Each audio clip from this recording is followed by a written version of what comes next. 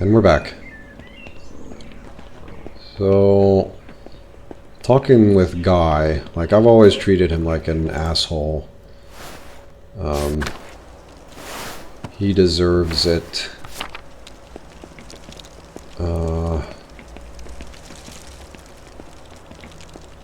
Cursing someone, if it's a necromancy thing, maybe he's trying to bring him back to life so that he can tell us who actually killed him. So, let's see. They're holed up in the library. And the library is in the old scriptorium.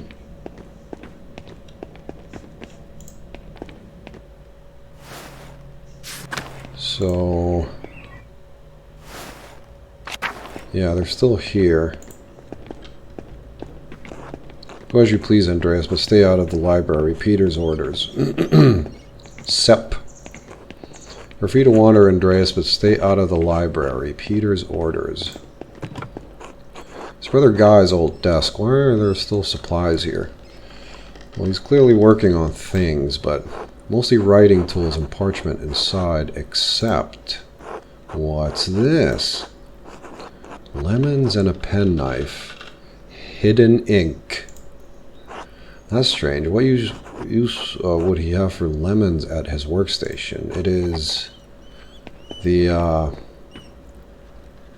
It's ink that you can't see until you heat it up. The scriptorium fell into disrepair quickly. Guy's not going to tell me. Andreas doesn't understand what it is because I guess it's not common knowledge through these times, but I can't go in there. I can't talk to anyone. I can't talk to the abbot.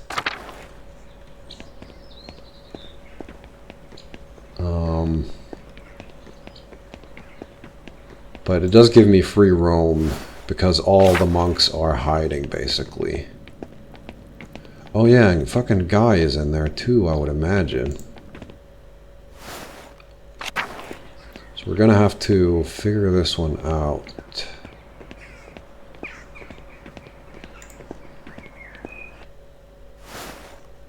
Without...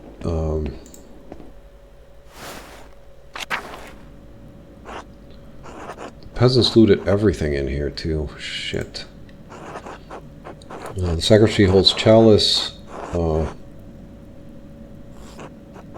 Chiborum, and tabernacle the abbey uses for mass. This is sacrilege.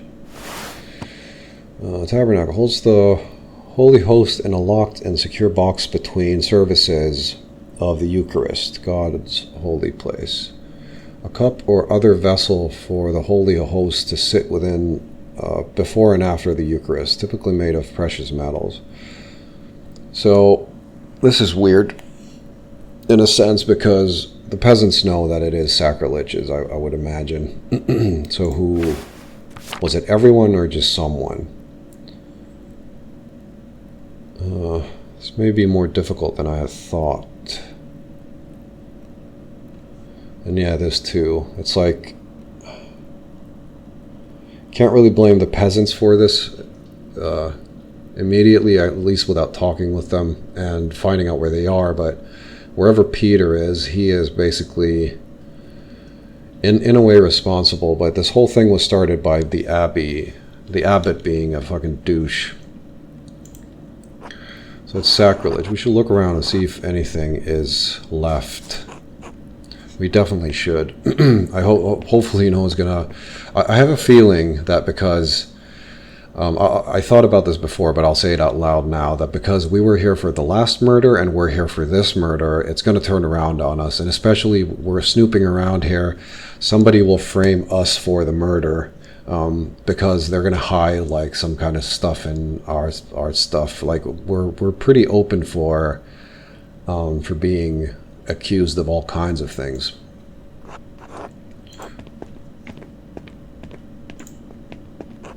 A journal. It might be Guy's ledger. Let's take a look. So this is a callback to where Guy is handling the affairs, I guess monetary affairs of, and trade and things like that. So it's in Latin.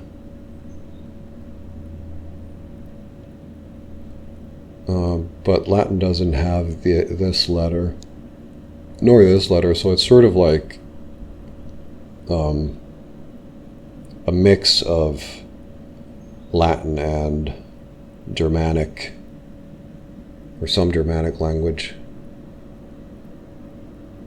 So it has money, so 18 groschen I would assume, and then 12, I guess, well, francs or whatever, 12 bigger money, then groschen, and then denarii or something that is smaller than a groschen.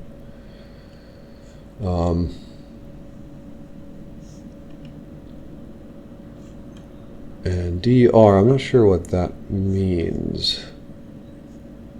This is the total amount. So we should find out how much money the abbey has and see if they're actually going on the negative. And I'm not sure. 15th century they must have had, no, 16th century they must have had the negative sign, I would imagine, already. Let's see. Let me take a look at these entries. So yeah, the finger turns red once you stick it in. Oh my god, that's just all right. 1525. So I guess it's this year. The line is that there is this amount of money is not used.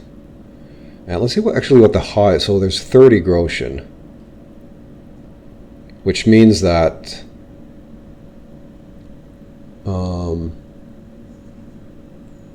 the groschen amount can go all the way up to 30 at least, and higher until you have this, whatever it is. I'll just call it a franc, but it's not, because we're not in Germany, we're in Bavaria.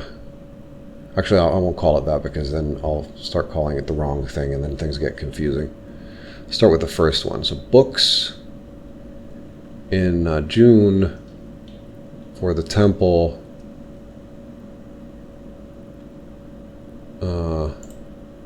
The abbey's income, mostly donations from pilgrims. It's not much. And then expenses. So that's all dome. That's Mercham is probably a trade. Martin Bauer. Oh shit. So he's Gertner is here, and these are probably donations from a pension. And then expenses, tribute to Archbishop.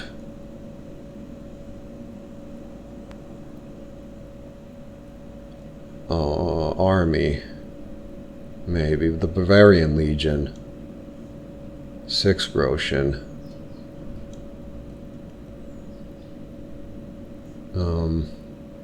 So they are paying the mercenaries.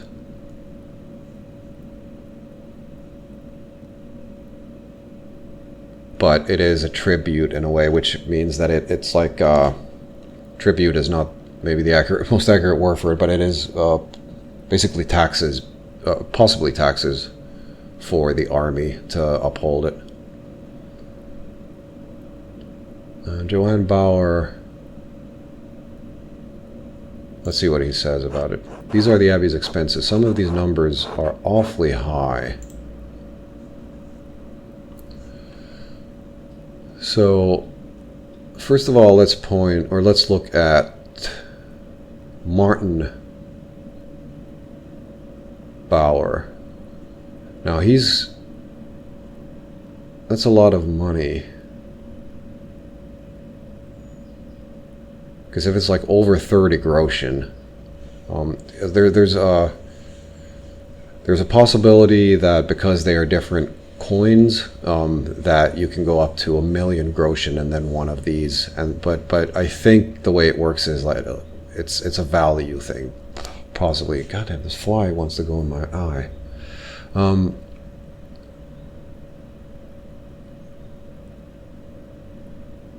So let's try to get some sense out of this. Where is Martin again? There he is.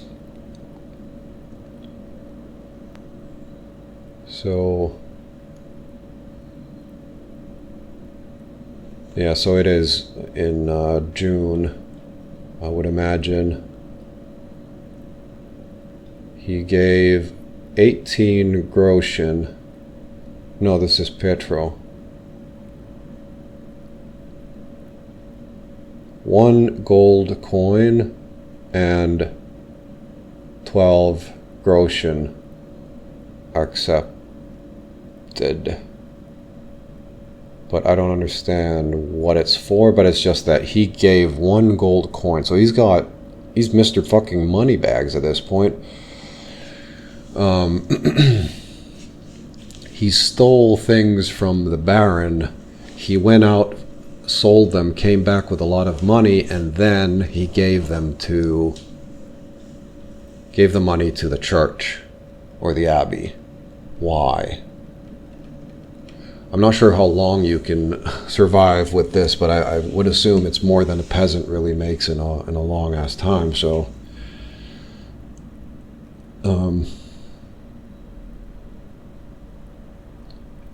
this is also a very large donation of 12 gold coins. Family Kaufman. Something with the Emperor, perhaps.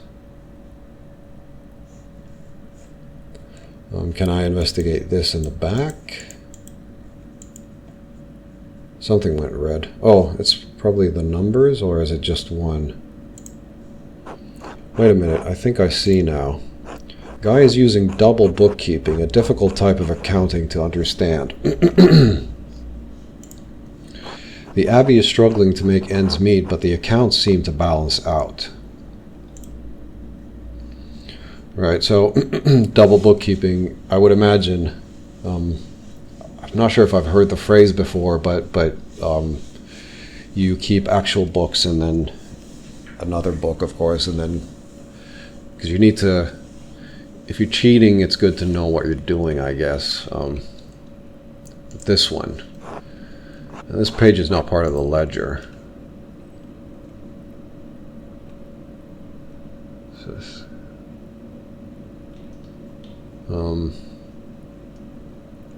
Gertner family. Trade with the Gertners. Donation from Melser. And tribute or tax. Gertners and Kreutzers and Martin Bauer. Johann Bauer. It's just a sheet of parchment with a few notes, but what was it tucked away in this ledger like this? I feel like they've given money. Hang on, those lemons we found in his desk. I wonder if we use the lemon juice to write an invisible message. So he does know about it. Oh, I think I do smell lemon on the parchment. Casper, bring me that candle over there. If we hold the page above the fire, we might find something. You don't want to burn it, though. There. So it's not heat, it's light. Or is it?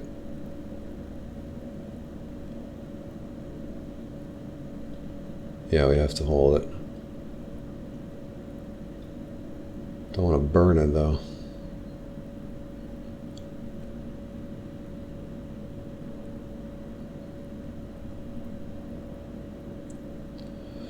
So it's no surprise Guy has some sort of secret shit going on. Although he's very loud about his obnoxious behavior. Oh shit, I think I can burn it. I gotta be careful with this.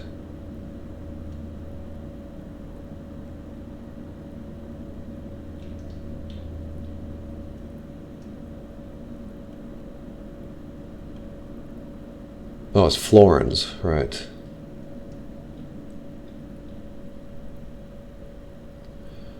Shit, 41 denarii. Guy was stealing from the abbey. Alright, so Bankus Fokker, Augsburg, Marcus Spitzmacher. 23. 5 florins, 25 groschen, and 41 it is denarii. So last year Martin brought in 6 florins, or they... Yeah, so I don't know, but I'll just say this out loud so I remember it, but because Martin is a changed man, and what I mentioned before was that he's not changed, probably he has some sort of shit going on low key, so that he has enough motivation to shut the fuck up. In March alone, he stole almost 7 florins worth of funds. Oh, right, so it's, yeah, March, June, March. 14 florins?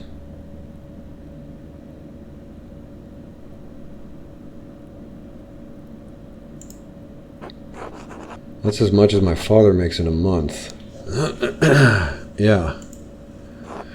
He's sending it to the account of an Augsburger man who is depositing it with the Fuckers. Meet the Fuggers, a prominent, extremely wealthy banking family in Augsburg. They held business interests throughout the free imperial cities and a monopoly on the European copper market. It was going to bring in a lot of money. But they have a bank, they're storing it. I guess they might not have anything to do with any of this stuff, but holy shit, that cat has a fucking firebomb on his back.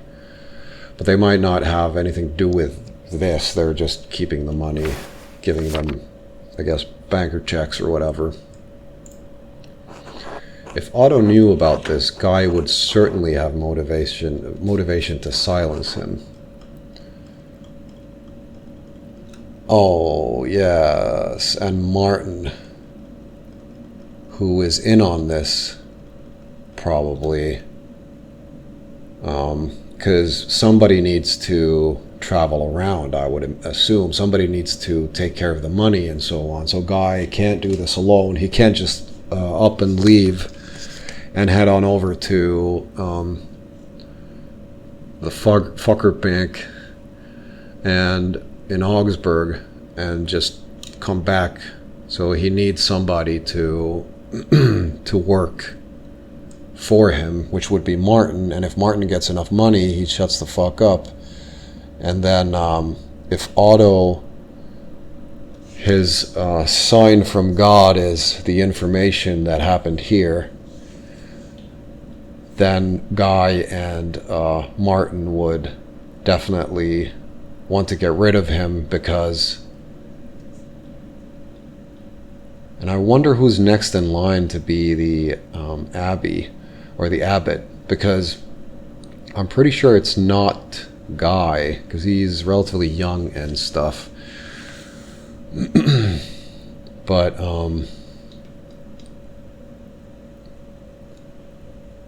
a picture is emerging here, but there are details that need to be figured out. Let's go further.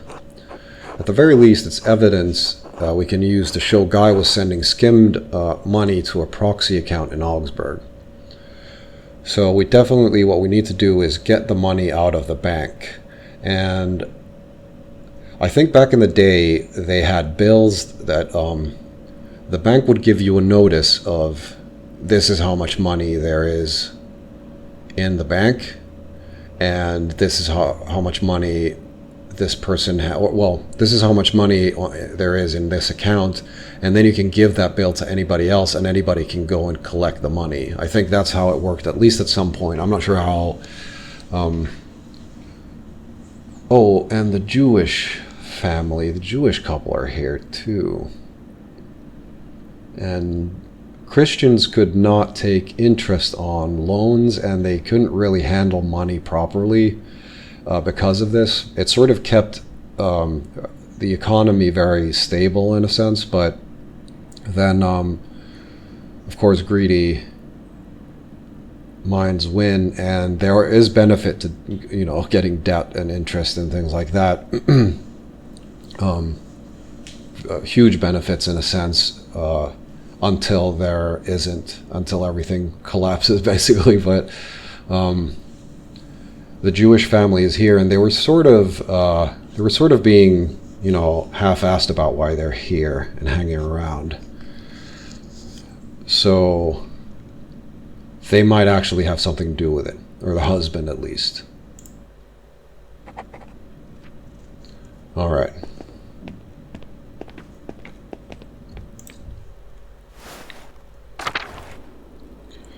Now,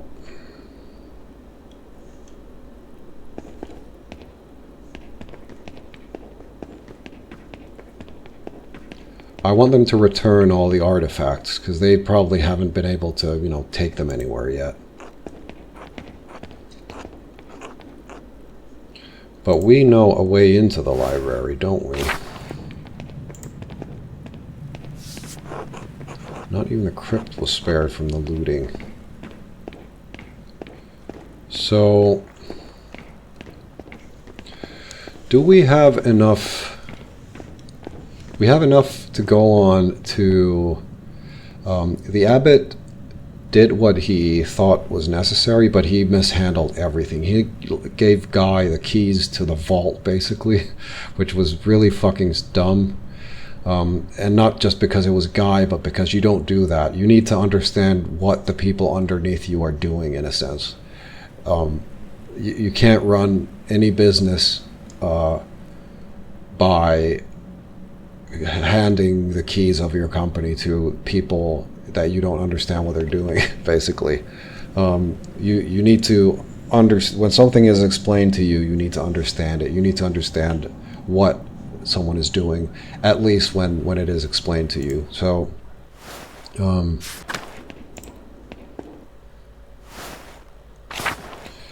there's going to be a lot to reconcile here, especially with the artifact.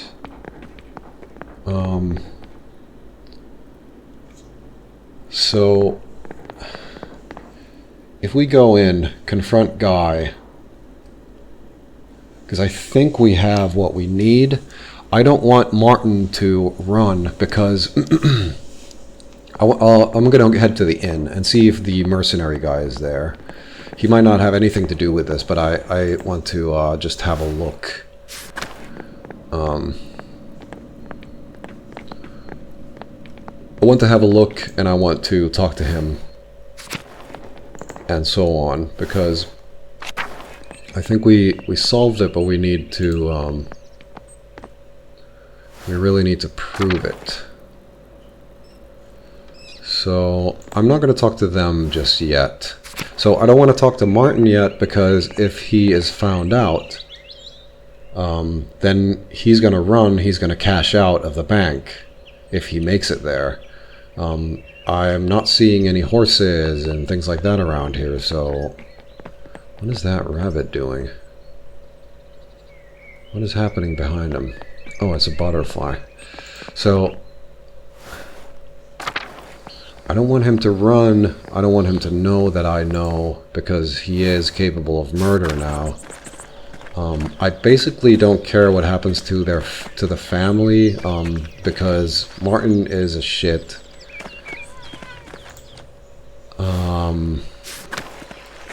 I haven't been here yet, so I'll just walk through here as well. Is that the flower? Oh, look at these flowers, Master. Yes, but these don't match the ones you picked up. We should keep looking. So, get as much information as possible. And then, because I feel like, even now that we know what happened, Andreas doesn't really have the words to put them or put them into words when the situation goes down. What about these, Master Andreas? These fellows are red.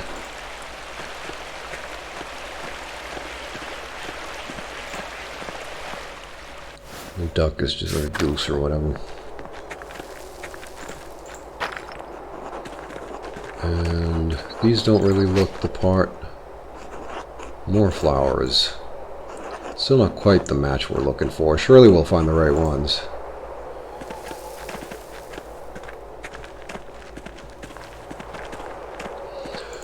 Yeah, so I'm thinking of walking at the same time, but the like how far does this go? Because they do have enough money to pay for, I guess, the mercenary to just hang around here. And flowers. They're not the ones you found, though. Let's go over to Smokey's cabin.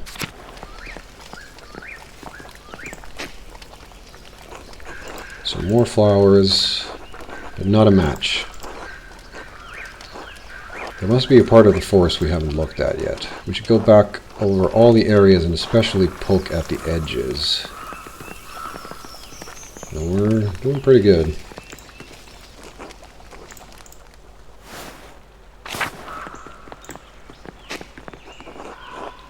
Thyme.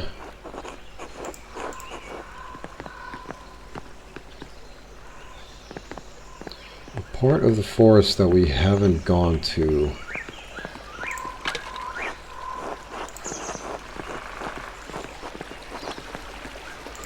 So, a little bit repeating myself. Oh, shoot, right. So we can just go out here. Even further out. Maybe that unlocked or I missed it. I think I see an opening behind these trees that leads to a deeper area of the forest. So, Satia's throne, and he was here hanging around too. He's obviously not an evil villain, I don't think. Could this be where that mysterious costume figure ran when Otto was murdered? We should see where it leads. It could take a while, though. We'll come back when we have more time.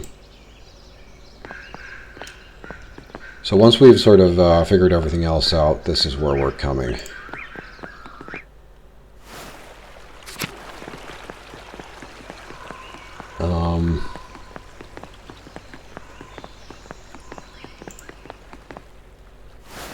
Would Martin leave his wife and kids behind and run with money? Yes, he fucking would. So, man, things are just... I want to get the details right here. So, oh, Andreas, what have you come back to? This is all awful, just awful. I should never have allowed Klaus to publish the 12 articles. This is what happens when common people get agitated by reading nonsense. I wouldn't... would not exactly blame the articles or whatever for this. Nonsense? Is that what you think of the 12 articles? What's the alternative? Forbidding them from reading? Sometimes, yes. And, I mean, the older I get, the more I start agreeing that, yeah, sometimes some people just, they can't. They just can't. Just because a commoner has learned to read, that does not mean he can fully comprehend any book he finds.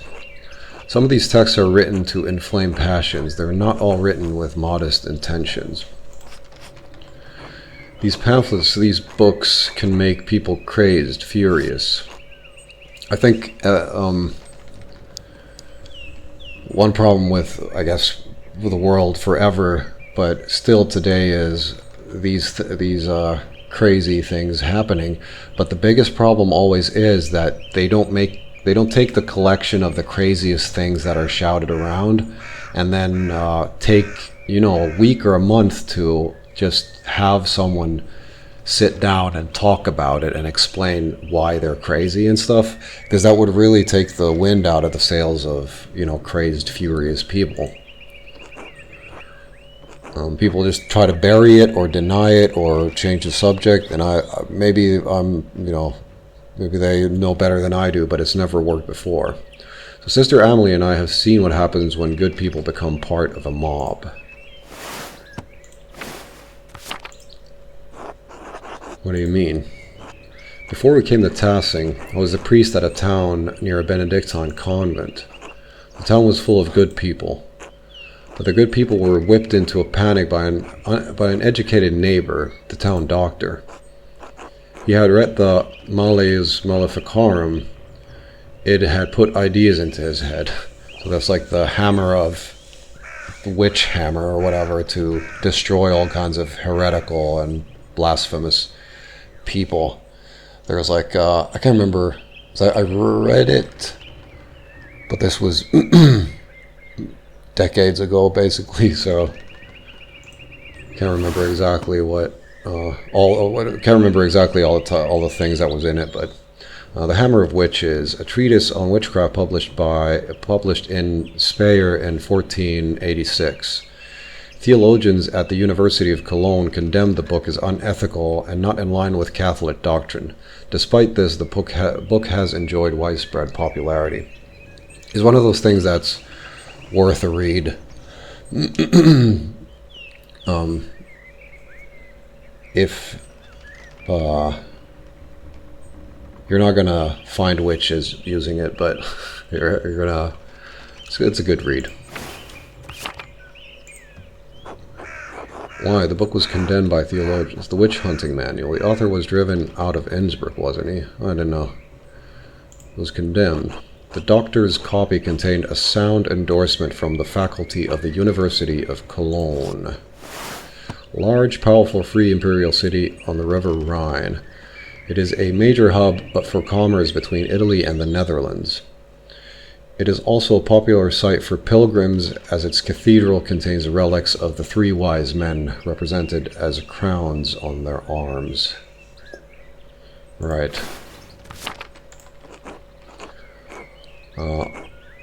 One thing the book's author and the doctor shared was a contempt for and hatred of women. In the convent, the doctor saw a coven of witches. In Sister Amelie, he saw not a mystic, but a woman possessed by evil spirits speaking blasphemy. Surely the local magistrate didn't believe that. Even Saint Hildegard came under suspicion for her visions. And she prevailed, praise God. But we do not live in Saint Hildegard's time. The doctor believed the nuns were witches. The local magistrate did not agree, but that did not stop the doctor from inflaming his neighbor's fears. No matter what I did, no matter what I said, it made no difference. They wouldn't listen to reason. They wouldn't even listen to scripture. In the dead of night, they gathered at the convent and set fire to it. Sister Amelie was lucky to escape with her life. The rest of the nuns were not as fortunate. So I am all too aware of what can happen when a mob forms. I should have known it would happen again. I can't remember if I've been talking about mobs that much during the video, but it's something that I've always found really fascinating, and also really it's like one of the ugliest forms of humanity that there is. And it's coming back now, which is great. I can't remember, I was talking to somebody about, I can't remember what it was, but I was talking to them and they were in a really big rush and they were really worried about condemning someone, or because I was trying to tell people to, calm down and not to, get excited because there wasn't enough information on the topic. I'm not sure which topic it was that I was talking about. I think I remember, but I'm not sure.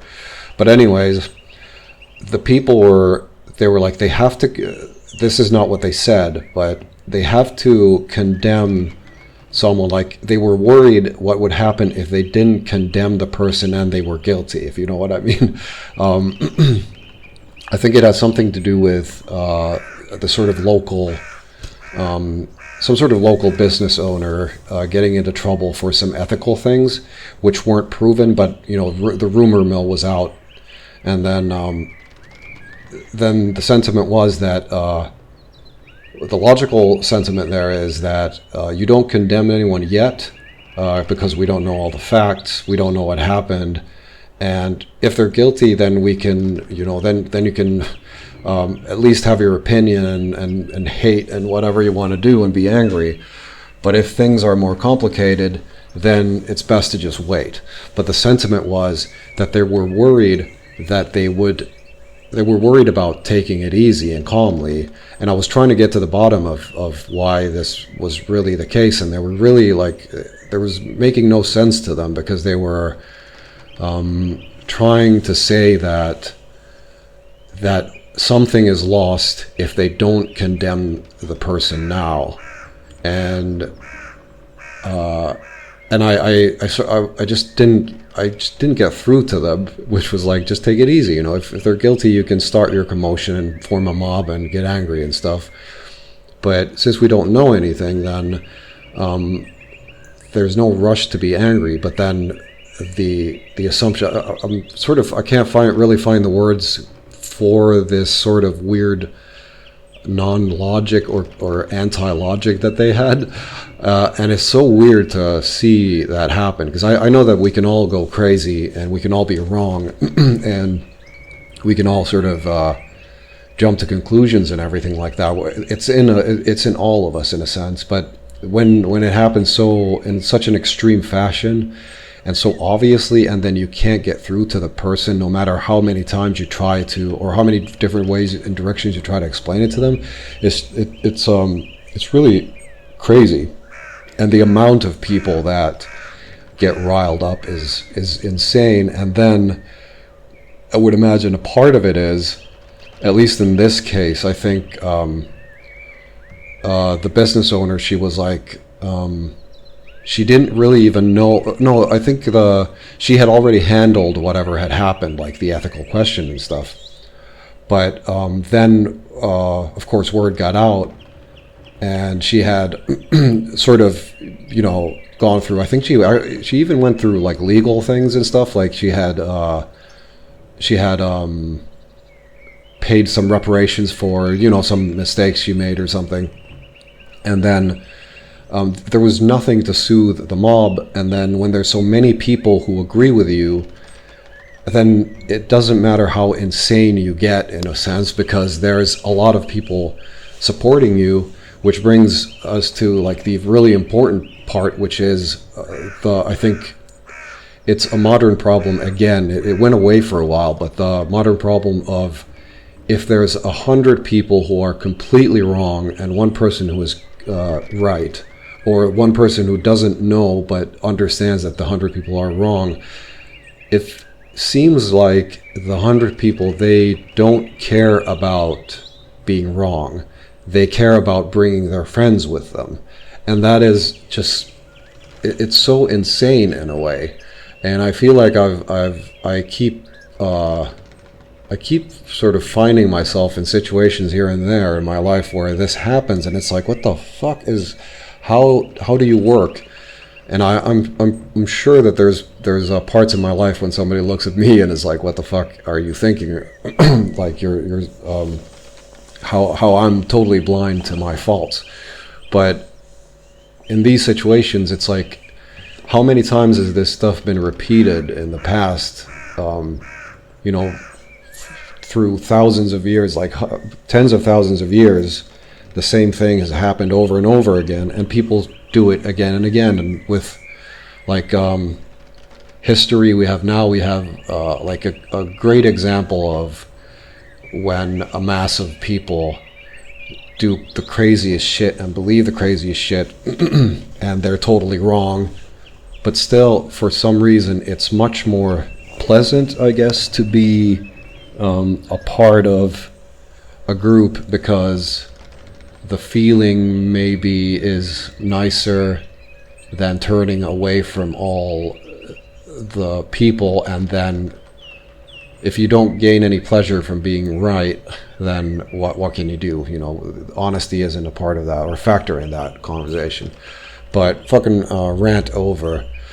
But it's just so weird and stupid. And if I was cynical and cold and stuff, I could just say that, I'll abuse this. I'll become a person who can sort of, use the mobs to benefit myself, which is what happens all the time. The leaders of certain groups, that very emotional large groups, and I'll just call them mobs, no matter how well their intention is, the leaders of those groups almost, I think always, basically, I'm not sure if there's 100% in anything, but, close enough, 100% are using the people for clout and money without, caring about things, because they understand that the mob is stupid, and they maybe think that the mob doesn't deserve anything, whereas the mob is made of people, part of whom I personally don't think deserve any sort of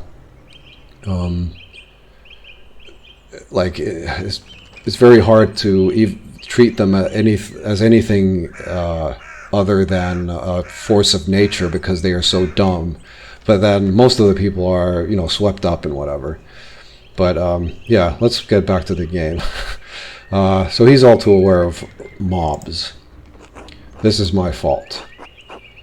You can't blame yourself for this, Father. I don't think, well, I'll say nothing, because he should, because I don't know who's guilty and who's done what and who knows what, so I'll let him talk. You'd think that Otto's death would have shocked the farmers into abandoning a hopeless cause. Thomas, you're making me suspicious now. It's only inflamed them. Do what you can to keep the peasants calm. Still looking for Otto's killer. It should have never come to this. The abbot should have known he was playing with fire. Definitely should have. It will be all right, Father. Have faith. So, I think things won't go back to same, but things will definitely go back to. I mean, the abbot is going to hopefully lose his position. Guy is going to go to jail. The money might be returned. The artifacts might be returned if we find them. Otto's not going to come back, but his family will be taken care of with the money.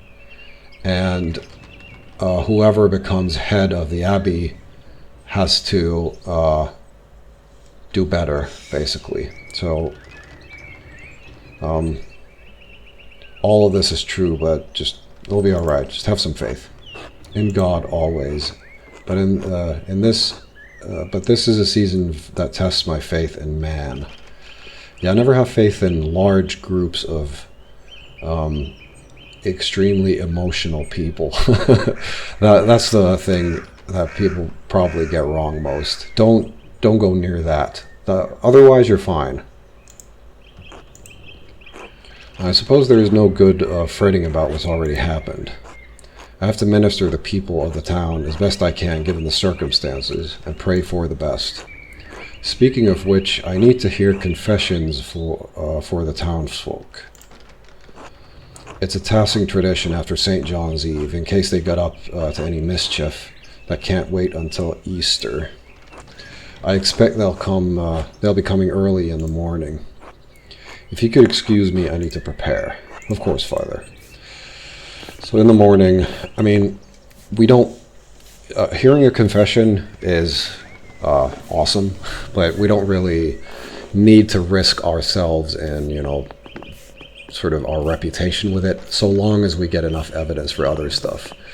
But I leave that for the next episode, and right now we're going to go through the town and talk to everybody that's left, but I think we have a clear picture. We just need to put the pieces together in a way where Andreas can articulate it to the angry folks. So I'll see you in the next one.